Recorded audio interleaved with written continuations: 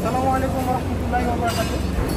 তো আমাদের এখানে আমরা দুটি ওয়েল্ডিং শিখিয়ে থাকি, একটি হচ্ছে FCAW and MIG।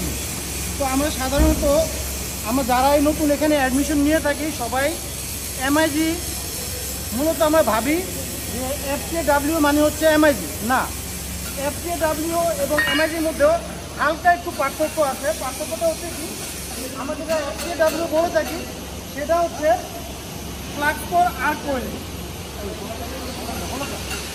Flux for arc welding বলতে আমরা যদি FCAW বলে থাকি, আমাদের যে ওয়্যার আছে,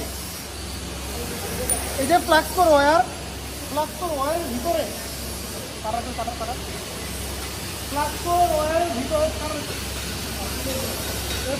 ওয়্যারের ভিতরে মূলত ফ্লাক্স থাকে, যেটা আমরা যদি ভেঙে ফেলি তাহলে আমরা দেখতে পারবো এই ওয়্যারের ভিতরে হচ্ছে ফ্লাক্স। সেজন্য আমরা এটাকে বলে থাকি FCAW। তো এটা হচ্ছে শর্ট ফর্ম। তো ফুল ফর্ম হচ্ছে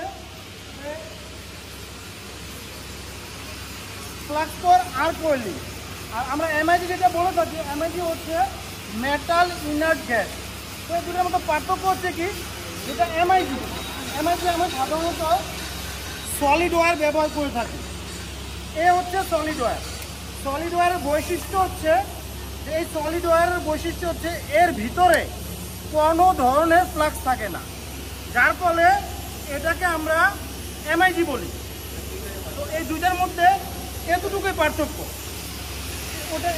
এটা হচ্ছে আপনার ফ্লাক্স ফর, আর এটা হচ্ছে MIG। MIG হচ্ছে সলিড ওয়্যার, আর ফ্লাক্স হচ্ছে যেটার মধ্যে ফ্লাক্স থাকে, এটাকে FCAW বলা হয়। এই দুইটার মধ্যে এতটুকুই পার্থক্য।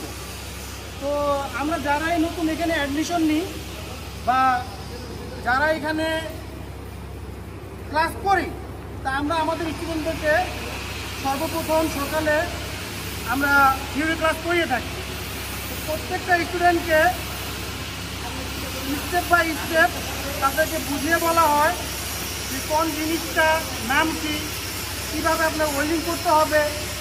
এই জিনিসগুলো যে বেসিক নলেজ তাদের না থাকে, তারা সবসময় জেনে আসবে কি MIG এবং FCAW দুটোটা একই ওয়েল্ডিং। এখনও অনেকেই আছে জানে না MIG এবং FCAW পার্থক্যটা কি। তো এখন যেটা বললাম, মূলত এতটুকু অল্প একটু পার্থক্য। একটা হচ্ছে সলিড ওয়্যার আর একটা হচ্ছে ফ্লাক্স ফর। ধন্যবাদ।